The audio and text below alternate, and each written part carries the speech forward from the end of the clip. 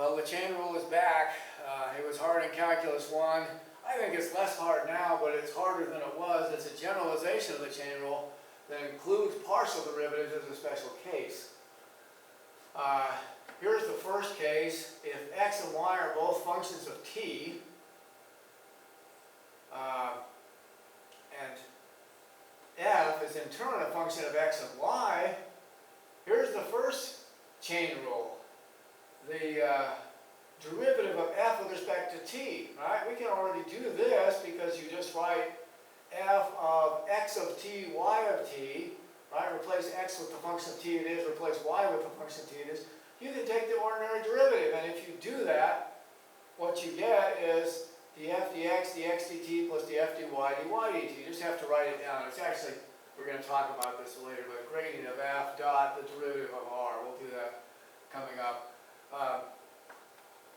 So that's one special case. If you just put in x of t for x and y of t for t and take the usual derivative of f chain rule, you come out with this.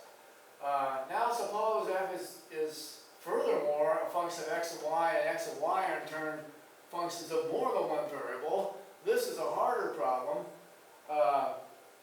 but it turns out, I'll omit the proof for now, df du, partial of f with respect to u, thinking of f as a function of u through x and y. Well, what is it? You can actually see it now, sort of. If I want the partial of f with respect to u,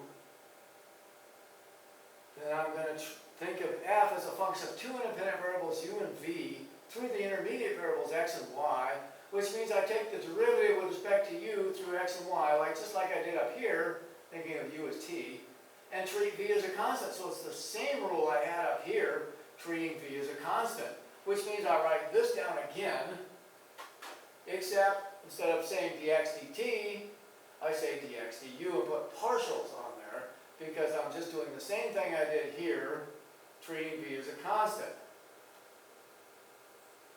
So once you have this one, you have this one immediately. And now, let's see, we can furthermore say, well, if we wanted the partial derivative of f as a function of v through the intermediate variables x and y. Well, the partial with respect to v means treat u as though it was a constant c. So that's once again this rule. Df dx dx dt, except treating v as t. It's the same rule. So it's df dx dx dv plus df dy dy dv. And so there is the chain rule for taking a partial derivative with respect to one of two variables, when f is a function of two variables, and those two variables are functions of two more variables. All right, and you can start to see that this can generalize to more. Suppose the function is f is a function of n variables. F equals f of x1 through xn. And x1 through xn are in turn functions of n variables. Now it's going to be complicated, right? That's why I say it's harder than Calculus 1, but in the same sense, it's not so much harder, because all you have to do is broaden this. And the book does a really nice job in this section, I think more than most books, of drawing this out in a way that's easy to figure it out.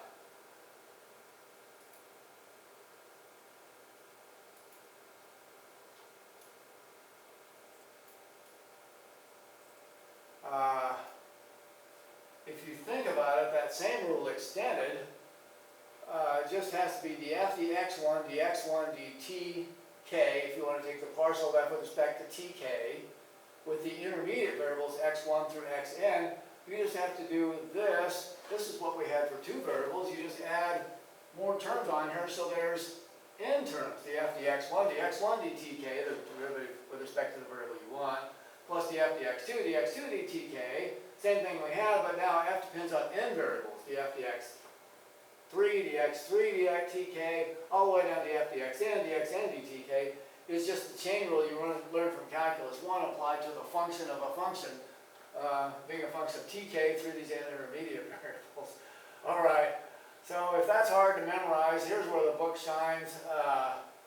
you can make a tree diagram that illustrates this beautifully. You write f here, you write its immediate variables as a function of x1 through xn along the branches of a tree diagram. People in computer science have probably seen these already, these tree diagrams. Now, each one of these x1 through xn is in turn a variable, a function of n variables, t1 through tm. Right? And so you draw n branches from each one of the n branches. So there's a total of mn paths down to the bottom. And on each branch, you draw the partial derivative of the top variable with respect to the bottom one. So on this branch, you draw df dx1. On this branch, going from x1 to xt, you draw dx1 dt1. And on the branch that goes from xn down to t2, you take xn down to t2, you take dxn dt2, and so on. So you draw those partial derivatives. Then, what that rule we just had up there is, you take the product of the partial derivatives along each path down to the point that you want. If you want the partial derivative of f with respect to t1 through these intermediate variables, you take all paths down to t1, there they are, multiply the partial derivatives along each path, and add all those paths together. So this path is df dx1, dx1 dt1, that's the first term. df dx2, dx2 dt1, that's this one, dot, dot, dot, df dxn, dxn dt1. See how easy that is? You just take all paths down, take the product along the paths, and add them all together. And what's really beautiful about this is, furthermore, you can have a function of n variables that are a function of n variables that are a function of k variables that are a function of p variables, and you just get longer chains that you sum all together. It's the same tree diagram. So this takes functions of functions of functions of functions and so on, and tells you exactly what to do in a very easy to draw out, sketch out way. So here's the first example. Suppose I have f of xy is the function xy plus y squared. All right? But now maybe in turn x and y are functions of u and v. Maybe x is u cosine v and y is u sine v. Then we're thinking of f as a function of u and v through x and y, right? We could do this already just by substituting these in and using the chain rule from Calculus 1, but the chain rule for partial derivatives, the generalized chain rule, we just call it the chain rule usually, allows us this alternative way that's sometimes of very important significance theoretically in lots of the calculations you do in proofs and so forth. And so we have to learn it, we're going to use it later. Here's the tree diagram. F goes down to x and y because it's a function of x and y, and x and y go down to u and v through that. And the idea is that f is really a function of independent variables u and v through these intermediate variables. So in the u, v, f plane, we could draw some surface. F is a function of u and v, and we want the slope of the tangent line in the u direction. That's df du. We can take it by the chain rule, df dx dx du plus df dy dy du. For this tree, right? Here's a path down to u here, df dx dx du. Here's a path down to u here, df dy dy du. So we take this partial derivative times this one plus this partial derivative times this one. Isn't that easy with the tree? And so df dx is, I use the usual partial derivative. Y plus 0, right? So it's y. df dy is partial with respect to y is x times 1 plus 2y. Right? And then dx du, you go look over here, treating v as a constant is just cosine v, and dy du, treating v as a constant is just sine v. And so we have y cosine u plus x plus 2y sine v. Now when you're all done, because you're really thinking of f as a function of only two independent variables with x and y as intermediate variables, what you want to do is write everything at the end in terms of u and v alone. So now what you do is you go back and substitute u cosine v for x in here, and u sine v for y. So y gets replaced by u sine v, you keep the cosine v. X gets replaced by u cosine v, y gets replaced by u sine v. And now you multiply this all out and prove it, and you get 2u sine v cosine v plus 2u sine squared v. There's the partial derivative we could have gotten just by putting these in here for x and y and taking Calculus 1 techniques. Done the hard way. by the chain rule, but like I say, this chain rule is of very, very nice significance as we go along. And this particular example is really significant because it illustrates something. Suppose I have a function given in rectangular coordinates, and u and v are really r and theta, right? This is the transformation to polar coordinates. If I know a function in rectangular coordinates, so maybe I want a partial derivative with respect to theta or with respect to r. Here I calculate df dr, right? This is r cosine theta. U really is r and v is really sine theta. Then what I've done is I've taken the partial derivative of this function given in rectangular coordinates with respect to the polar coordinates. So it tells you exactly what the partial derivatives are under a coordinate change. The polar coordinates, or more generally, any coordinate change you want, subject to only a few restrictions that we'll have to talk about later. So what a nice result for coordinate changes. We now know how to take partial derivatives with respect to arbitrary coordinates from relatively arbitrary coordinates of functions given in rectangular coordinates. Well, here's another example. Suppose z is equal to x squared plus y squared, and also x is uv and y is u minus v. Now, this is not polar coordinates, right? This is a more general coordinate transformation. Maybe this makes the equations easier in your physics or something. And now, on top of that, suppose u is equal to t squared and v is equal to 2t. So we have functions of functions of function. Now we draw a tree with 3 levels. Z a function of x and y each a function of u and v, and u and v each a function of t. Maybe t is time or something. We're trying to see how something evolves in time. What's the chain rule now? You take the path down here. This path goes down to t. Let's see. Suppose we want dz dt. Well, every path goes down to t, right? This one, this one, this one, and this one. So we take partial derivatives all the way down, and partial derivatives all the way down, partial derivatives all the way down. So it's this derivative times this one times this one. Now it's 3 partial derivatives together. Dx dz when you go from x to z. Dz dx as you go from z dx times dx du times u dt. Plus dz dx, dx dv, dv dt. And this one all added together. This plus this plus this plus this is the ordinary derivative of z with respect to t. And now you notice one little confusion on this thing. When you have z as a function of eventually only one variable through all these intermediate variables, well, z is a function of one variable really, so you write ordinary derivative. Also, along these paths here, if z is a function, if you have a variable like z that's a function of 2 variables, x and y, that you're computing, you write partial derivative. So, and x is a function of 2 variables, u and v, so you write partial derivatives.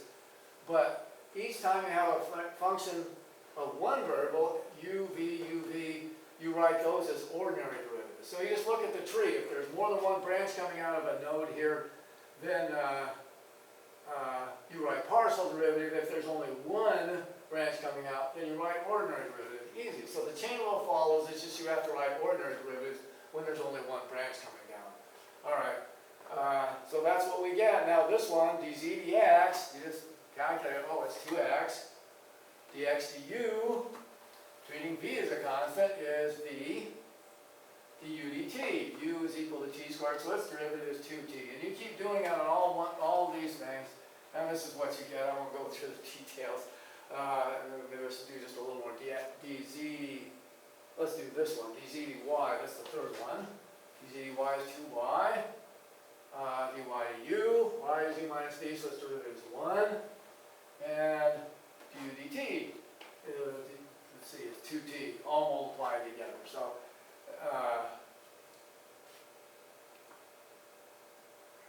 So anyway, you add those 4 things all together, here's your result. Pretty neat.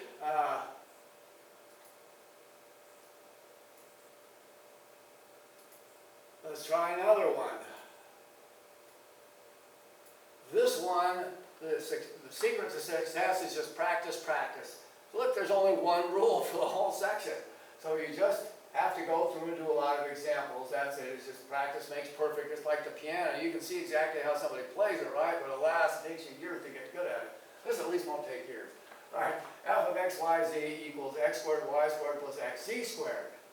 And x and y and z function of three variables now, but x, y, and z are in turn functions of two variables, s and t. So now you draw a tree with three branches here for the three variables that f is a function of, but only two branches down here, that these are functions of two variables, and actually x only depends on s, not on t, so you draw one branch here, which means that when you take the derivative of x with respect to s, you just write ordinary derivative, but the derivatives of y and z with respect to s are partial derivatives because they have two branches coming out.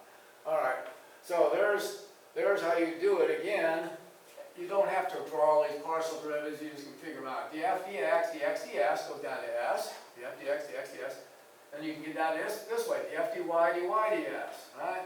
And df dz, dz ds. Those are all the paths down to s, so you take the product of the partial derivatives along the path and add them all together, that's it. df dx, looking at this, is 2xy squared, right, plus 1 times z squared, right? Dx ds is 2s. And so there's those two. And you add up all these others. Here's what you get. Again, when you get down here, since at the end the only independent variables are s and t, you want to write everything in terms of s and t. So after this step, you now go back and substitute in what x and y are, right? X is s squared, so you put in s squared. Y is st, so you put in st and square it. And st squared is s squared t squared. And z squared, let's see, z is st squared, so you put in st squared. Squared is s squared t to the fourth, and so forth. So in the end, you're supposed to write it all in terms of the bottom variables, the last independent variables in the problem. Well, if that's not hard enough, we can do implicit differentiation too, right? We talked about implicit differentiation before. Suppose I have x squared plus y squared equals 2 squared in calculus 1. Remember, if you're thinking of really in this equation, y as a function of x, this is an equation for a circle of radius 2, right? And in calculus 1 we said, you know, if we don't have y written explicitly as a function of x, we can still take the derivative by taking d dx of both sides and solving for dy dx, thinking of y as a function of x. And so we took d dx of the left equals d dx of the right. Right? If two sides are equal, their derivatives are equal. Now, the derivative of x squared is 2x, but we're not taking a partial derivative here. We're treating y as a function of x, so the derivative of y squared with y a function of x is dy squared dx. By the chain rule, I mean the next page is dy squared dy dx, and it's all equal to 0 on the right. Let's see.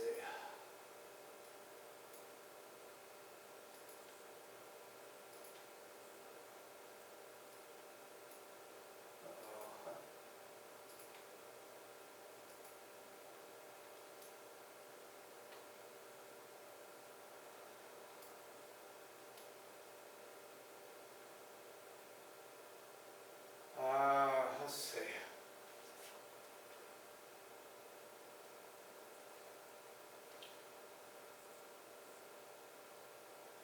Okay, so here it was. I guess I ran over some of this material twice, sorry. And if I want to find dy dx at a particular point, say 1 square root 3 on the unit circle, I can take the derivative of both sides, get 2x plus dy squared dx equals 0. I wrote that in the last page. 2x plus, write the chain rule on this, dy squared dy dx, this is just calculus 1, gives you 2y dy dx. And by taking d dx of both sides, you get 2x plus 2y dy dx equals 0. You subtract 2x and divide by 2y and get dy dx equals minus x over y. Now, unfortunately, dy dx is given in terms of both x and y. But if you know exactly what point both coordinates, you can just plug them both in and find out that the slope of the tangent line there is minus 1 over square root 3. So there's one way to find the slope of the tangent line without actually solving for what function y is of x on the circle. You could solve for it in this case, but you don't have to as the point of implicit differentiation. Some equations you can't even solve for it algebraically, so you need this. We'll say now we can similarly implicitly differentiate equations in more variables, 3 or more variables, using partial derivatives and implicit differentiation. So I brought that other one up for analogy, so I think it'll make it a lot easier once you've seen that one to figure out what I'm doing here.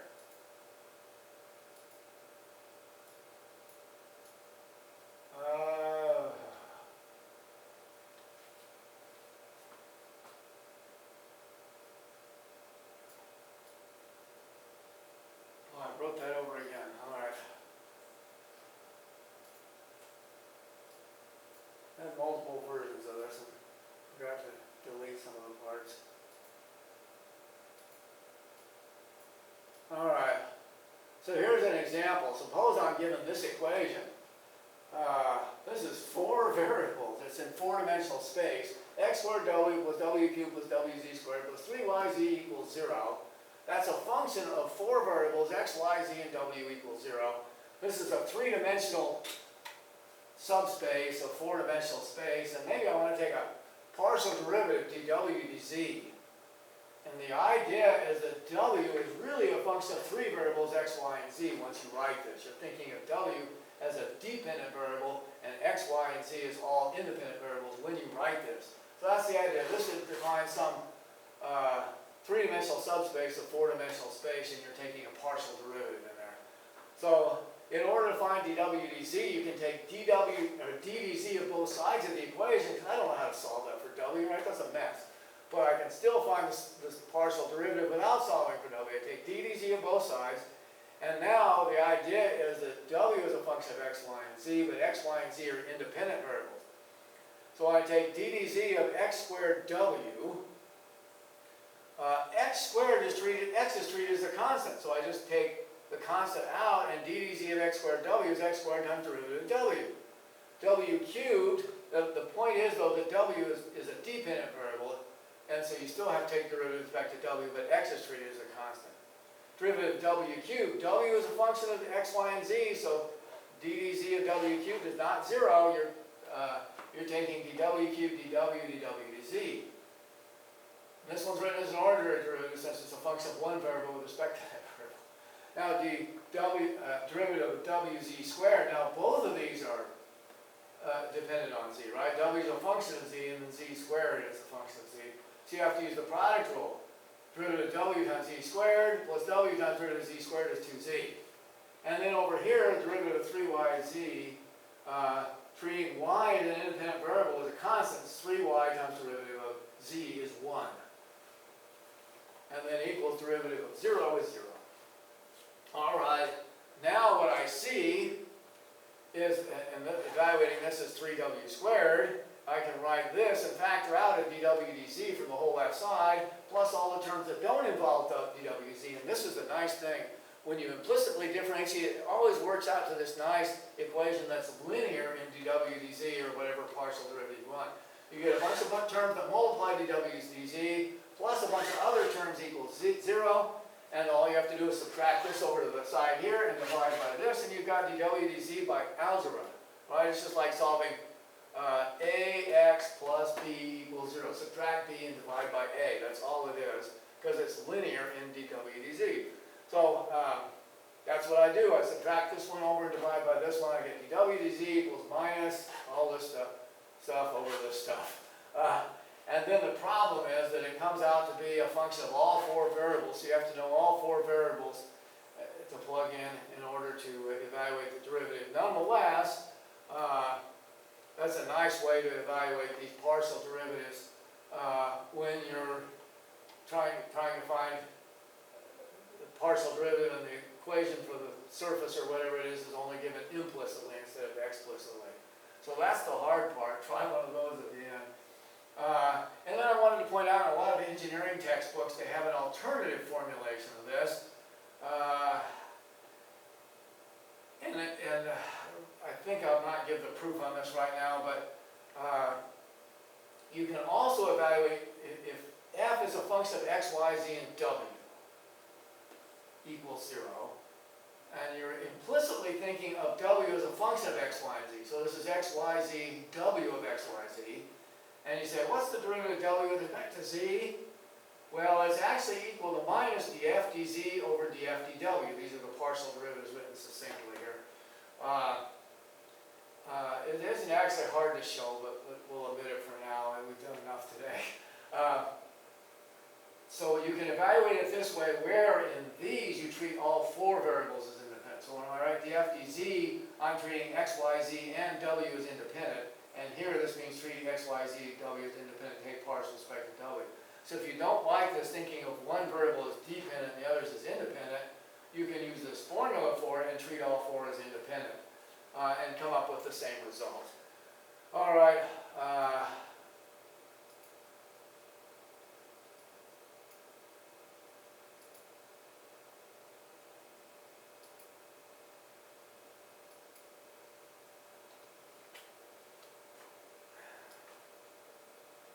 well, one more example of functions of functions of functions. Once again, if s is a function of x and y, and x and y are term functions of u and v, and u and v are term functions of t, then you can write this three-level tree diagram, and I'll just remind you, do this kind of a calculation.